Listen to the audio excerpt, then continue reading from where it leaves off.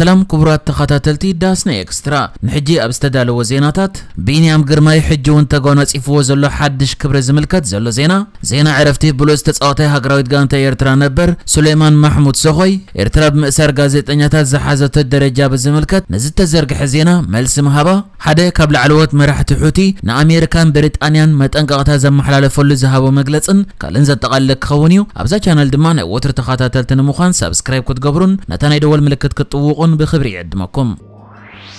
CPJ بزبل احصرو تقال زفلت عالم لخاو تطابقت مسل غازيطنياتات زخونه تكال نعمته كلتشحن 23 املكيتو ابزوصو صبصاب ኢትዮጵያ ሾመንተ ጋዜጠኛታት በመእሳር ከሀገራት تحت سهر افريقيا ካላይ ደረጃ ክትሕዝን ከላ ኤርትራ ድማ 16 ጋዜጠኛታት በመእሳር በደረጃ ዓለም ሻውዒቲ ኣብ تحت سهر ሀገራት አፍሪቃ ድማ ቀዳመይቲ ደረጃ አቅሚጥዋሎ ነዚ በCPJ ዝብል احصرو ተቃል ዝፍለጥ ኮሚቴ ቱ ፕሮቴክት ጆርናሊስትስ ዝብል ሽም ዘለዎ ዓለም ለኻው ተጣበቀ መሰል ጋዜጠኛታት ዝኮነ ተካል زوص صبصاب ኢትዮጵያዊት ማዕከን አዲስ ስታንዳርድ ደጊማ ዘርጊ ሓተ ዘለው ኮይና ኤርትራ ድማ በመንገድ ሚኒስተር ዜና የማነ ገብረ መስቀል ነዘለዋ ተቃውሞ ገሊጻላ ኣብቲ በዚ ተጣበቀ መሰላት ጋዜጠኛታት ዝኮነ ተካል ወፂ ዘሎ ሓበሬታ ኤርትራ 16 ጋዜጠኛታት ኣብ ትሕቲ ቀይደ በመእተዋ በዓለም ደረጃ ሻውዒቲ ዝበዝሑ ጋዜጠኛታት ኣብ ትሕቲ ቀይደ ዝኣተወት ሃገር ክትከውን ከላ ካብ ኣፍሪቃ ሙሉእ ድማ በዝሕ ጋዜጠኛታት በመእሳራ ኣብ ቀዳማይ ደረጃ ተቐሚጣ ዘላ ኢትዮጵያ ሾመንተ ጋዜጠኛታት በመእሳር ካሜሮን ከ6 ጋዜጠኛታት በመእሳር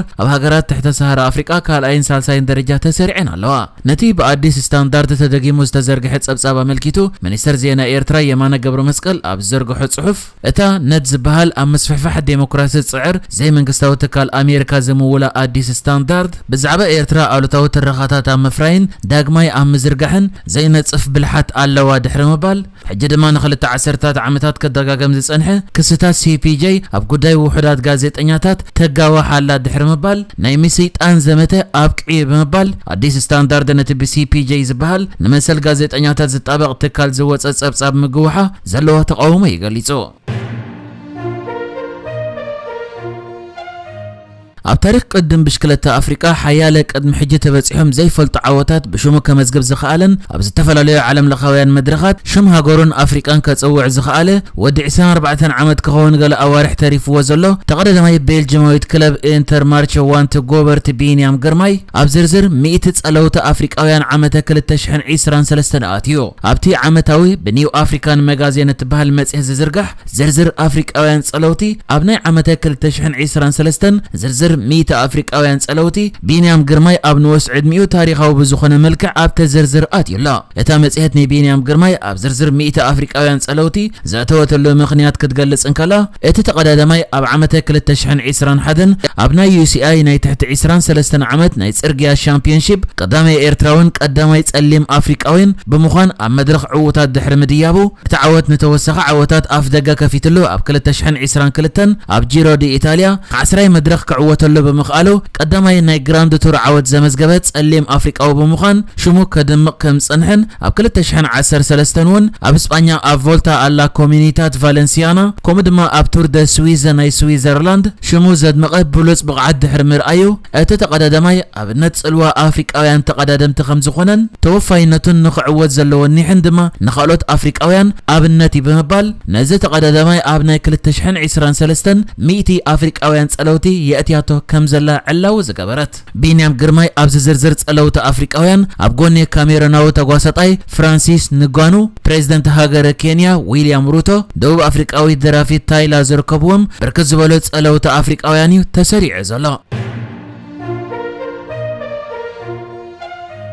ኣብ ኤርትራ ኣብ ዞባ ጋሽባርካ ብ19 ጥሪ ኣብ መስመር ሃይኮታ ተሰነይ በዘጋጠመ ሓደጋ መኪና 3 ሰባት ህይወቶም ከም ሰኣኑ ተሓቢሩ እቲ ሓደጋ ካብ ከረን ናብ ተሰነይ ትጓዓዝ ዝነበረት ሃዩንዳይ ዝዓይነታ ER1A0986 ሰሌዳ ሰቀለት መኪና ኣብ ንዞባ ሃይኮታ ምምሕዳር ከባቢ ጉርሱብ ምስ በጽሐት 3 ሰባት ጽዒኑ ንዝጓዓዝ ዝነበረ ዓረብያ በምግጫዋዮ ኣጋጢሞ በቲ ከባቢ ሰዓት 6 ንግሆ ዘጋጠመ ሓደጋ ዝሞቱ 3 ሰባት ኣብታ ካሮ ወይ ዓረብያ ተጻዒኖም ዝነበሩ ኮይኖም ኣብታ መኪና ተሳፊሮም ካብ ዝነበሩ 5 ተሳፈርቲ ድማ መራሒ መኪና ዝርከብዎም ክልተ ከቢድ ማህሰይቲ እቶም 3 ድማ ፎኩስ ማህሰይቲ ከም ዝወረዶም እቲ ሓበሬታ ኣረድዩ ጠንቂ ሓደጋ ርሕቀትካ ዘይምሕላው ምዃኑ ድማ ኣብ መደበር ፖሊስ ሃይኮታ ምርመራ ሓደጋ ትራፊክ ቀላቲ ተስፋ ስላሰ ገሊጹ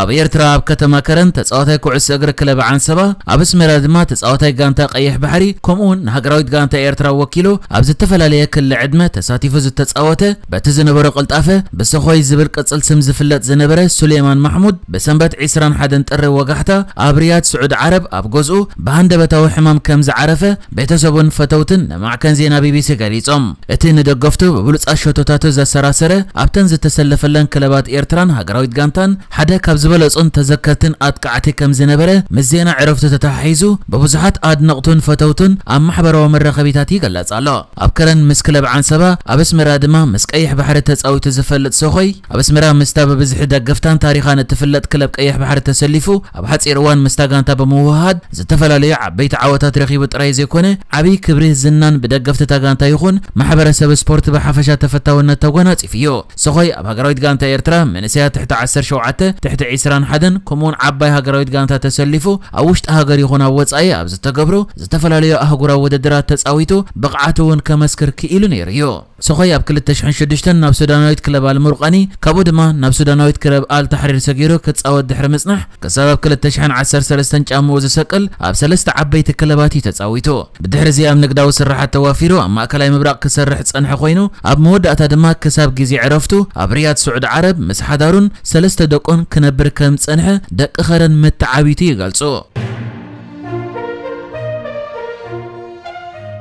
ኣብ ቀይሕ ባሕሪ መጥቃዕታት ብምግባር ንጸታ እቲ መስመር ኣብ ሓደጋ ኣውዲቑ ዘሎ ኣብ የመን ዘንቀሳቐስ ዕጡቕ ጉጅለ ሑቲ ብምዕጣቕን ምድጋፍን ምስልጣንን እትፍለጥ ኢራን ነቲ ትማሊ ለይቲ ኣብ ልዕሊ ሑቲ ዝተኻየደ ደብዳባት ኣሜሪካን ብሪጣንያን ዘለዋ ተቃውሞ ገሊጻ ሚኒስተር ጉዳያት ወጻኢ ኢራን ሁሴን አሚር ዓብዱላህያን ኣብ ዝሃቦ ዕቱብ መልእኽትን መጠንቀቕታን ዝበሎ መግለጺ ነቲ ኣሜሪካ ኣብ የመን ዘካየደቶ መጥቃዕቲ ስትራቴጂካዊ ጌጋ ክብል ገሊጽዎ ንሱ ኣብ መግለጺኡ እቲ ኣሜሪካን ብሪጣንያን ዝወሰደኦ ስጉምትን ኣብ ልዕሊ የመን ዘካየደኦ ናይ ሓባር መጥቃዕትን ንዞባዊ ሰላምን ጸጥታን ዘስግእን ከምኡውን መጠን ናይቲ ኩናት ዘስፍሕን ክብል እቲ ሚኒስተር ከም ዝተዛረበ ማዕከን ዜና ኢራን ጠቒሱሎ አሚር ዓብዱላህያን ኣብቲ ኣብ ኒውዮርክ ዝርከብ ቤት ጽሕፈት ውድብ ሕብራት ሃገራት ኣብ ዝተኻየደ ኣኼባ ሚኒስትራት ጉዳያት ወጻኢ ይሳተፍ ከም ዘሎ ይፍለጥ ብወገን ሑቲ ድማ ሓደ ካብ ላዕለዎት መራሕቲ ናይቲ ጉጅለ ዝኾነ መሐመድ ዓሊ አልሑቲ ኣብ ትዊተር ኣብ ዝርግሖ መልእኽቲ ኣሜሪካን ብሪጣንያን ኣብ ሓስቲ ዕንወት እስራኤልያን ክብል ወቒሱ እዚ ሓላፊ ላዕለዋይ ሰውራዊ ኮሚቴ ዝኾነ መሐመድ ዓሊ አልሑቲ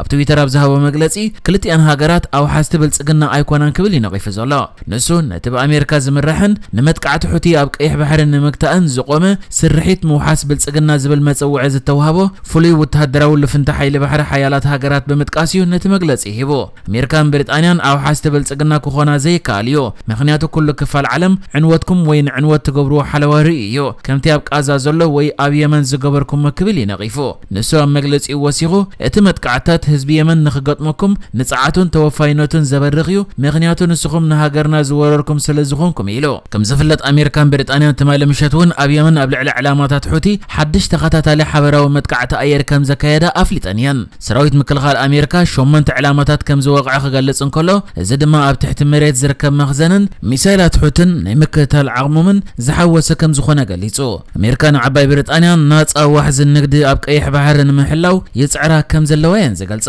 ሰራዊት ምክልኻል ኣሜሪካ ኣብ ዘውፅኦ ሓበራዊ መግለጺ ኣብ ልዕሊ ሑቲ ተወሳኺ ዙርያ ተመጣጣንን ኣድላይን መጥቃዕታት ከም ዘካይድ ኣረጋጊጹሎ